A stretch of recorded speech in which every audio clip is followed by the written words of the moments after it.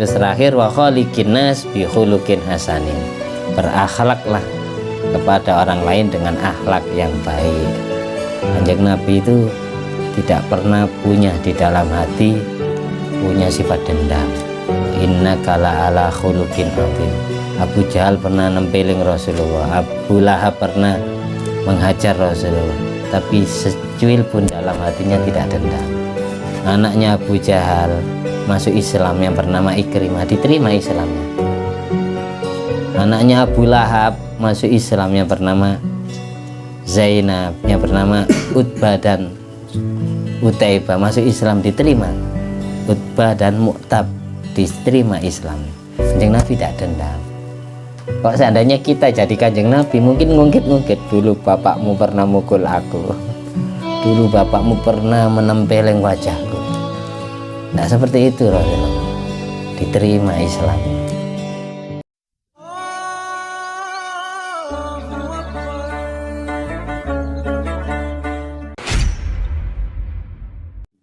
Assalamualaikum warahmatullahi wabarakatuh. Waalaikumsalam warahmatullahi wabarakatuh. Alhamdulillahirabbil alamin alladzi bi ni'mati tatimmus sholihat wa bi dzikri sulahai tatanazzalu rahmat wal barakat wassalatu wassalamu ala sayyidi sadat sayyidina maulana Muhammadin qutbil qadat wa ala alihi wa ashabil anjumi zahirat amma ba'du.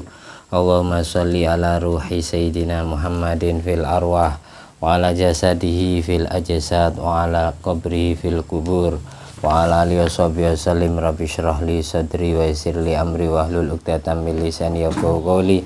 Rabbi zidni ilma warzuqni fahma. At-tahiyyatul mubarakatus salawatut thayyibatu lillah. Assalamu alayka ayyuhan nabi wa rahmatullahi wa barakatuh. Assalamu alayna wa ala ibadillahi sholihin. Asyhadu an la ilaha illallah wa asyhadu anna muhammadar rasulullah. Allahumma sholli ala sayyidina Muhammad wa ala ali sayyidina Muhammad kama shallaita ala sayyidina Ibrahim wa ala ali sayyidina Ibrahim wa barik ala sayyidina Muhammad wa ala ali sayyidina Muhammad kama barakta ala sayyidina Ibrahim wa ala ali sayyidina Ibrahim fil alamin innaka Hamidum Majid. Alhamdulillah, di malam hari ini kita diberi kesempatan oleh Allah bisa bertemu lagi meneruskan pembacaan kitab yang menerangkan hadis Nabi Muhammad SAW, bab ketiga, muraqabatullah, merasa diawasi oleh Allah dimanapun berada. Bismillahirrahmanirrahim.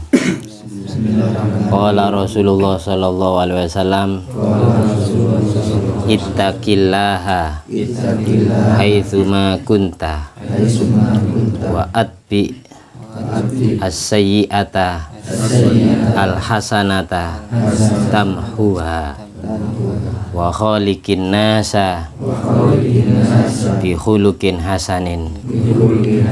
Rawahu Tirmidzi. Hadis yang diriwayatkan oleh Imam Tirmidzi dari sahabat Abi Dzarrin Al-Ghifari.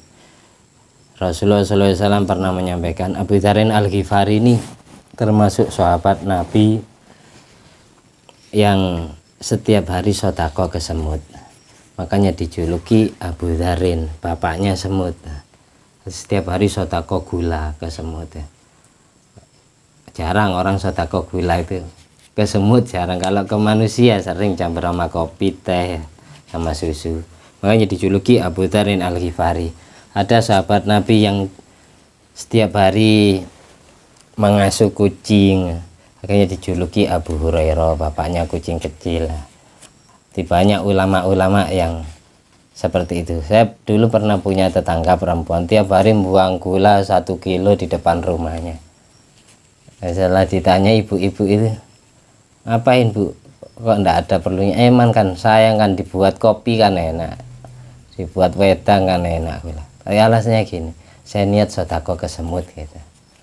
Ternyata kalau kita cari, ternyata dulu sahabat Nabi ada yang seperti itu, yang bernama Abu Dzarrin Al-Ghifari, yang meriwayatkan hadis yang barusan kita baca bersama itu, di sedekah ke semut. Ittaqillaha haitsuma kunta, takutlah kepada Allah dimanapun kamu berada. bahasa takut kepada Allah tidak sama kayak takut kepada manusia atau takut kepada binatang buas, takut ke jin. Kalau kita takut ke makhluk Allah kan takutnya lari, meninggalkan orang yang kita takuti. Ketemu macan takut ya lari dari macan, ketemu musuh lari. Tapi kalau bahasa takut kepada Allah bukan disuruh lari dari Allah, tapi malah disuruh mendekat kepada Allah. Itu bedanya takut Allah sama takut makhluk.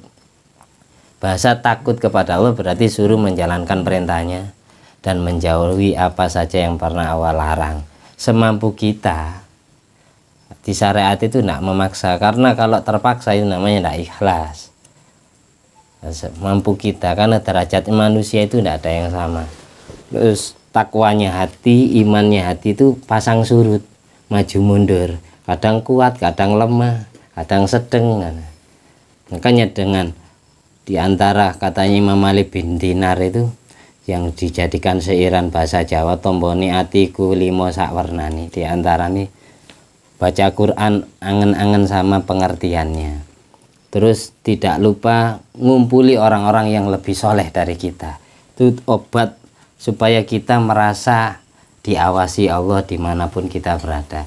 Kalau teman kita sama kayak kita atau lebih parah dari kita, akhirnya muncul di dalam hati kita sifat sombong, merasa paling soleh sendiri, paling alim sendiri, paling baik sendiri.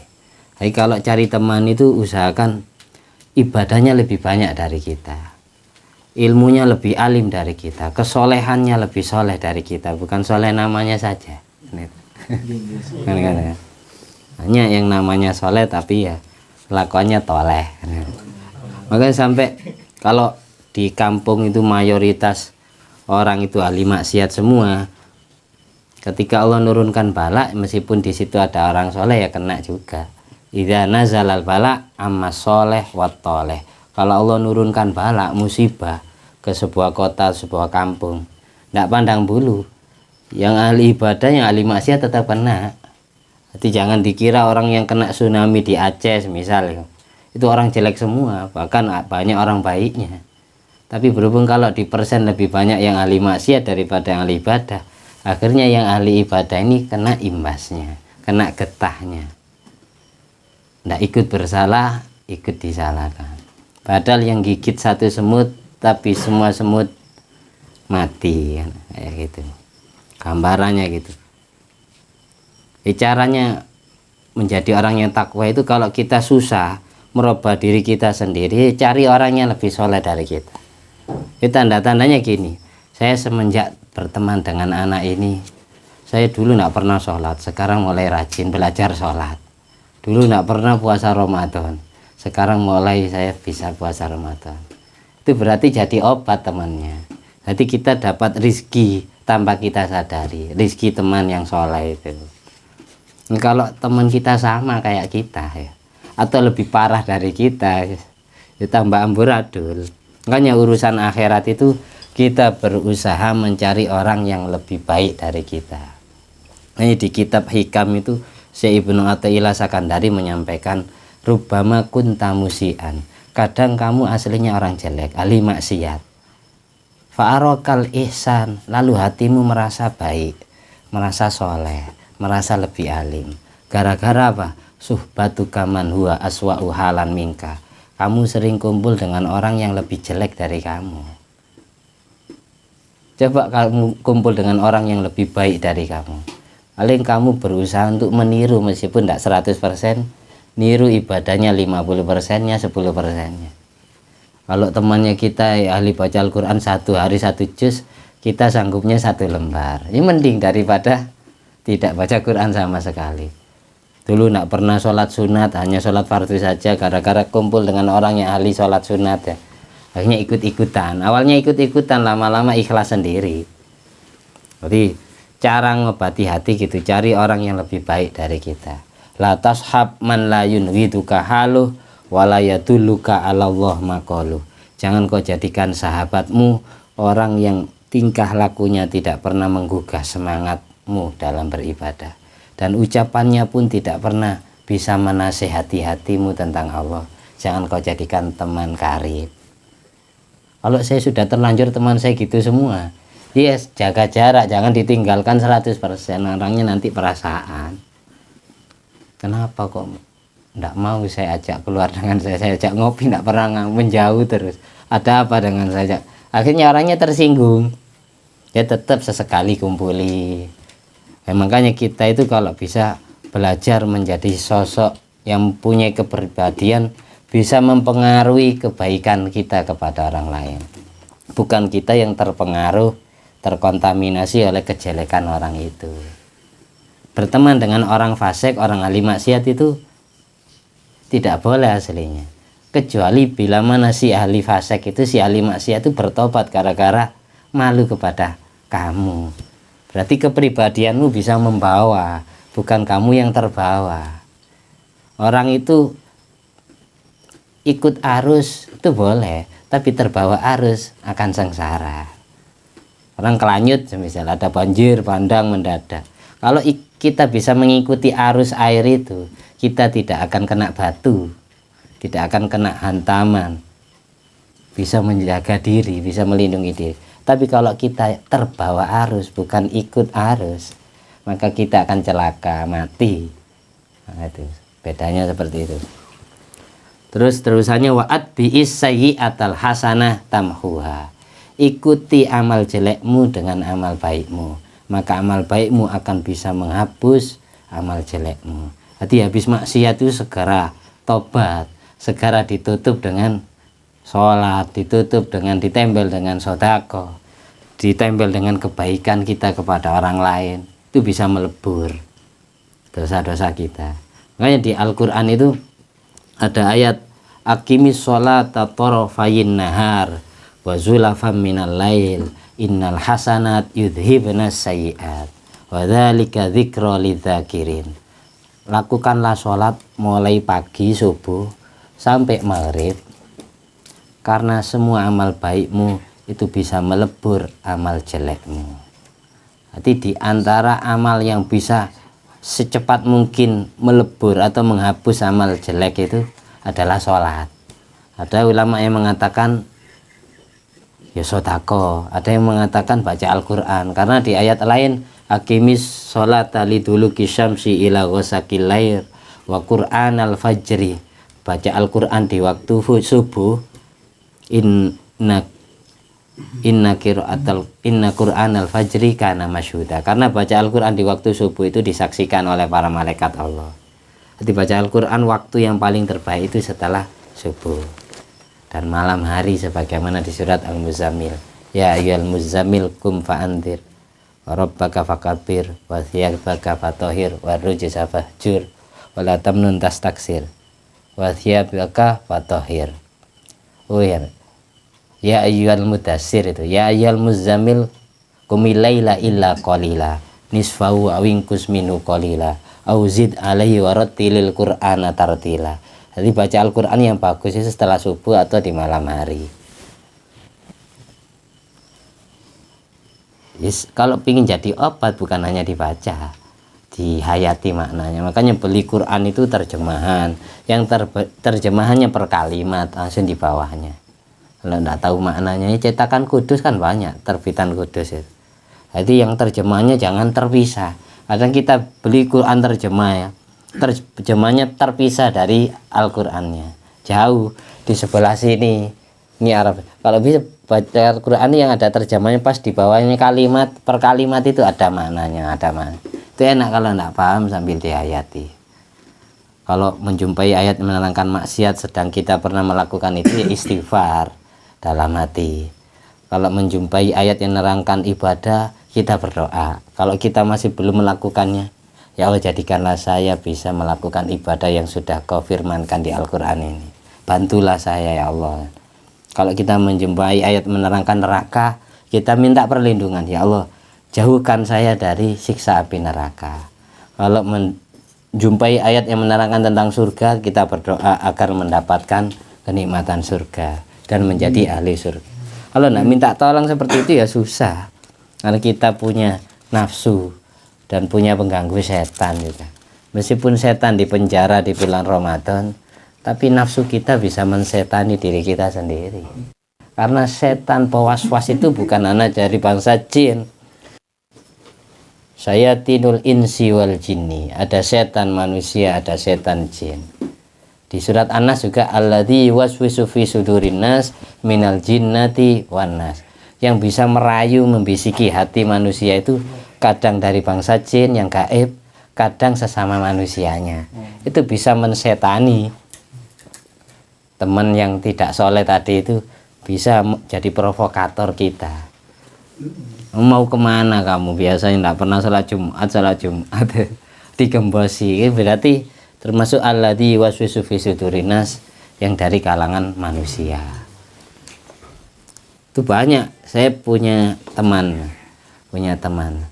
Dulu itu sering di pondok itu setiap ada motor ya, setiap ada motor parkir pasti hilang.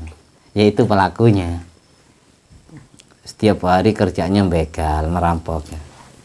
Suatu saat teman saya ini ya sama kiai, saya ditugaskan untuk nemani bajingan ini, preman ini. Tiba-tiba dia itu cerita ke saya mimpi ketemu Yai Hasani, Al-Mafula Yai Hasani Sitokiri.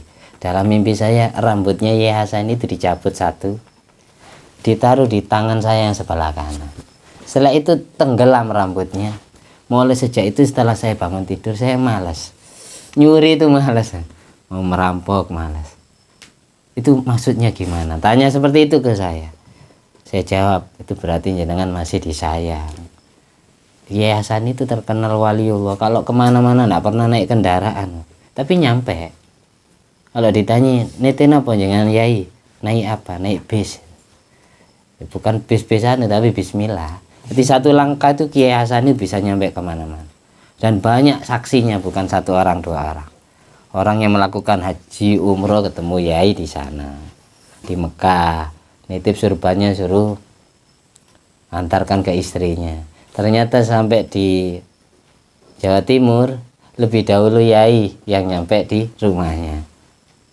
Seperti itu, banyak kisah-kisah. Si teman saya yang ini preman taubat ini. Terus pada saat ngobrol seperti itu dengan saya langsung ditelepon bosnya. Bosnya pas itu ada di penjara.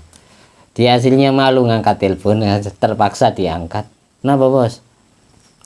Bebas no aku. Aku anak nih Surabaya di penjara. Tebus no aku. Ndelok duit 10 juta. Kayak no polisi. Bebas no aku. Aku lain di duit bos ya. Saya dapat dari mana? Yang begal lo tak apa, merampok, tak nyolong tak apa. Ndolek apa pokoknya. Aku saiki leren bos, saya sekarang berhenti bos. Saya tidak kerja seperti itu lagi. Oh, berhenti apa gitu. Jadi ketika saya cerita ini, orang itu ketika belajar jadi orang baik, ujiannya seperti itu. Datang yuwas wisu visudurinas yang godai dia, godai imannya. Mau balik enggak balik ke dulu lagi dah. Jadi bingung. Itu pas di depan saya teleponan. Pas teleponan. Gimana ini? Ya sudah, itu ujian sampean, enggak bisa dihiraukan, suruh nyuruh temannya yang lain aja. Sampean katanya pengen berubah. Iya. Makanya ini kok diteleponi terus sama teman-teman saya, bos-bos saya. Dulu begal. Terus sekarang saya jadikan keamanan di pondok. Keamanannya mantan seperti itu tuh aman, tidak ada sepeda hilang lagi. Yang saya sama Kiai disuruh dekati biar dia banyak bimbingan ilmu. Nah sekarang jadi keamanan ya aman ya. Sekarang sudah nikah. Kalau dosa-dosa saya dulu gimana? Ya tetap diampuni sama Allah. Karena semua umatnya Kanjeng Nabi itu pasti masuk surga. Ada yang langsung tanpa transit neraka langsung surga tiketnya. Dakhulal jannah bighairi hisab. Ada yang masih mampir neraka dulu. Ada yang dihisab dengan hisaban yang ringan. Orang yang timbangan amal baiknya lebih berat dari amal jelek ya, itu langsung masuk surga meskipun pernah dosa kepada Allah. Karena tetap ditimbang kan. Misal amal ibadahnya, amal baiknya itu 60. Terus amal maksiatnya 40%. Maka tetap kalau dikalkulasi sisa 20 kebaikannya. Nanti dosanya habis karena sudah ditebus dengan amal baiknya, tetap masuk surga tanpa mampir neraka. Terus yang kedua, orang yang timbangan amalnya sejajar, tidak ada yang jomblang, amal baik sama amal jeleknya 50%-an, maka tetap dihisap dengan hisapan yang ringan, tumayatuhulul jannah, kemudian masuk surga. Model orang Islam yang ketiga itu orang yang amal jeleknya lebih berat dari amal baiknya, lebih berat yang maksiat daripada yang ibadah. Ini pilihannya ada dua nanti. Insya Allah afa anhu wa insya Allah adzab bi qadri jurmihi. Kalau Allah mau langsung dimaafkan semua kesalahannya berkat syafaat Rasulullah, atau syafaat guru-gurunya, atau syafaat orang tuanya, syafaat anaknya, atau syafaat teman-temannya dulu, teman-teman solehnya yang nolong. Itu sahabat saya dulu, ya Allah jangan dimasukkan neraka. Ada yang gitu, gara-gara syafaat wali-wali yang pernah diziarahi makamnya atau yang pernah dihadiri haulnya, itu yang menolong. Ada yang kayak gitu, baru dimaafkan semua kesalahannya gara-gara ditolong oleh orang lain. Ada yang tetap dimasukkan neraka sesuai kadar dosanya, sesuai takaran siksanya. Itu ketika sudah dosanya habis, diukur dengan siksaannya, maka tetap masuk surga. Jadi tidak ada umatnya Kanjeng Nabi Muhammad SAW masuk neraka selamanya, itu tidak ada. Yang masuk neraka selamanya itu orang kafir. Kalau orang Islam itu tidak ada yang selamanya, tetap ujung-ujungnya surga. Makanya besok orang Islam yang masuk surga sebagaimana di Niyatul Zen itu bisa ketemu Allah ada 3 model. Ada yang bisa ketemu Allahnya tiap hari, satu harinya pagi sama sore. Itu bagian kayak para nabi, para wali, orang-orang yang istimewa. Itu tiap hari ketemu Allah, bisa melihat Allah pagi dan sore. Yang model orang Islam yang kedua ini, ketemu Allahnya 1 pekan 1 kali, 1 Jumat sekali, kayak sholat Jumat 1 minggu 1 kali, 7 hari 1 kali. Model orang Islam yang ketiga, ini ketemu Allahnya 1 tahun 2 kali, kayak lebaran, Idul Fitri, Idul Adha. Orang-orang Islam yang biasa yang masih mampir neraka dulu itu, mudah-mudahan kita termasuk golongan yang ketemu Allah tiap hari. Amin. Amin. Makanya tetap kita optimis, karena banyak wali-wali Allah, kekasih-kekasih Allah, dulunya bajingan terus setelah bertobat jadi wali. Kalau di Arab itu Imam Fudail bin Iyad, ini Syekh Fudail bin Iyad ini wali mantan perampok. Ada Imam Malik bin Dinar, ini wali mantan copet. Ada lagi Syekh Bishir Al-Hafi, kalau di Indonesia Sunan Kalijogo. Siapa yang tidak kenal Sunan Kalijogo? Makamnya tidak sepi dari peziarah. Allah kalau mau manusia itu 1 malam dibersihkan 1 hari, itu bisa langsung bersih dari kotoran dosanya, langsung diislah, dijadikan kekasihnya, bisa jadi. Makanya jangan gampang menilai orang lain, memvonis orang lain buruk dengan melihat penampilan dohirnya. Kan dulu pernah saya cerita, saya di Jakarta Selatan pernah iktikaf di masjid luar Batang, Habib Husain bin Abu Bakar Al-Idrus luar Batang. Saya sholat di masjid itu, dalam sujud hati saya ngomong gini, ya Allah, pertemukan saya dengan kekasihmu yang tidak potongan ulama sama sekali, yang tidak potongan santri sedikit pun, yang tidak potongan orang ahli ibadah sama sekali. Setelah keluar dari masjid, saya ngopi jam 2:30 malam. Tiba-tiba datang rombongan berapa bis itu. Terus di antara jamaah itu ada yang menghampiri saya. Yang menghampiri saya itu rambutnya itu semiran, warna kuning merah ya. Terus ininya tindian, pakai anting-anting, hidungnya, bibirnya ya. Bibirnya tatuan lagi. Assalamualaikum Gus. Waalaikumsalam, saya jawab itu. Wonten napa jenengan mriki? Bahasa Jawa dia. Langsung ngerti, saya orang Jawa, langsung ngerti. Saya ziarah ke Habib Husain. Sudah ya? Iya sudah. Jenengan? Iya. Saya juga ziarah. Dari mana jenengan? Saya Jawa Timur. Jenengan? Saya Jawa Tengah. Jawa Tengahnya mana? Demak.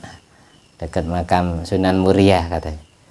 Dekat, tapi Demaknya bukan dekat Sunan Kalijogo, tapi dekat Sunan Muria, Kak mepet ke Kudus ya. Gitu. Saya tanpa saya sadari, padahal baru pertama kali ketemu kayak akrab, kayak kenal lama gitu. Sampai anak yang saya ajak ziarah kan berdua saya. Itu pelunga-pelungu, heran. Kenal di mana sana? Enggak, saya enggak kenal, baru ketemu. Saya lihat menoleh ke belakang itu. Ternyata rombongan bis ini yang mengetuai. Ke Gusnya ternyata. Oh, ini yang dimaksud oleh Allah dalam doa saya tadi. Langsung, enggak lama, enggak sampai 1 jam, berapa menit setelah keluar dari masjid. Langsung ketemu orang itu. Dari situ kita dapat pelajaran, ternyata tidak semua orang yang penampilannya kayak gitu itu orang jelek. Yang dinilai jelek baik itu hatinya.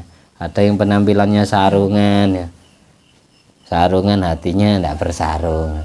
Penampilannya jilbaban ternyata pelacur. Banyak kan kayak gitu. Sekarang itu banyak penampilan casingnya saja yang baik, tapi untuk menutupi kejelekannya. Tidak setiap orang yang berpenampilan hari ibadah itu malah dia ahli ibadah. Malah justru kalau kita merasa hati kita sering maksiat ya kepada Allah ya. Justru kalau kita penampilan berjubah, berkopiah, bersurban apalagi, justru kita harus malu dengan penampilan kita sendiri. Harus malu, banyak istighfar ya. Saya dianggap orang baik terus sama orang, padahal saya ini aslinya jelek. Terus terakhir, wa khaliqin nas bi khuluqin hasanin. Berakhlaklah kepada orang lain dengan akhlak yang baik. Kanjeng Nabi itu tidak pernah punya di dalam hati punya sifat dendam. Wa innaka la ala khuluqin azim. Abu Jahal pernah nempeling Rasulullah, Abu Lahab pernah menghajar Rasulullah, tapi secuil pun dalam hatinya tidak dendam. Anaknya Abu Jahal masuk Islam yang bernama Ikrimah, diterima Islamnya. Anaknya Abu Lahab masuk Islam yang bernama Zainab, yang bernama Utbah dan Utaibah, masuk Islam diterima. Utbah dan Mu'tab diterima Islam. Kanjeng Nabi tidak dendam. Kalau seandainya kita jadi Kanjeng Nabi, mungkin ngungkit-ngungkit, dulu bapakmu pernah mukul aku, dulu bapakmu pernah menempeleng wajahku. Nah seperti itu Rasulullah, diterima Islamnya. Makanya kemarin dalam doa Rabbana ighfir lana wa li ikhwanina alladziina sabaquna bil iman wa la taj'al fi qulubina ghillan lil ladzina amanu Rabbana innaka ra'ufur rahim. Ya Allah, ampunkan dosaku dan dosanya orang-orang yang lebih dahulu masuk Islam daripada aku. Jangan kau simpan di dalam hatiku mempunyai sifat ghillan, sifat dendam kepada sesama orang Islamnya. Memang memaafkan itu susah. Makanya katanya Imam Luqman Al-Hakim yang namanya jadi surat di Al-Quran juz 21, surat Luqman. Syaratnya orang jadi kekasih Allah itu ada 4. Yang pertama, kalau pernah berbuat baik, lupakan kebaikanmu. Yang pertama, kalau pernah kamu berbuat baik, lupakan kebaikanmu. Anggap tidak pernah berbuat baik. Kalau kamu pernah melakukan kesalahan, maka mintalah maaf atas kesalahanmu. Kalau salahmu kepada Allah, ya istighfar kepada Allah. Kalau salahmu kepada manusia, minta maaf, minta ridhonya kepada orang yang pernah kita sakiti. Itu yang kedua. Yang ketiga, kalau orang lain pernah berbuat baik kepada kita, jangan sampai kamu lupa. Ingat terus kebaikan orang itu. Balas kebaikannya dengan kebaikan lagi, atau melebihi dari kebaikan orang itu. Kalau kita yang pernah berbuat baik kepada orang itu, lupakan kebaikanmu. Kalau orang lain itu yang pernah baik kepada kamu, ingat selamanya kebaikannya. Kalau kita pernah bersalah, mintalah maaf atas kesalahanmu. Kalau orang lain, yang terakhir yang keempat, kalau orang lain pernah bersalah kepada kita, maafkan kesalahan orang itu sebelum orangnya minta maaf. Tuh. Jadi intinya gitu, kalau kita pernah berbuat baik kepada orang lain, lupakan kebaikan kita. Kalau orang lain pernah berbuat baik kepada kita, ingat selalu kebaikannya.